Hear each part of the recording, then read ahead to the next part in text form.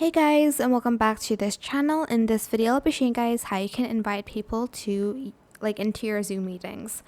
So to do that, you're just going to select participants here, and you're going to either copy invite link, or if you guys are friends on Zoom, you can just hit the invite button here and open it on your in your contacts or your email. But I don't have any because I don't really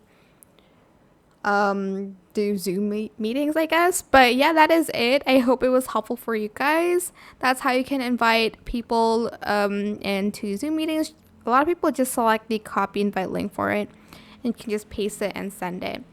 I hope it was helpful for you guys. Don't forget to like, comment, share, and also subscribe to this channel if you haven't done that already.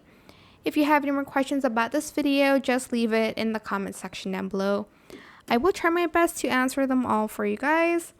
And if you found this video helpful, please click the thanks button as well. That is it for this video. Thank you so much for watching. Bye.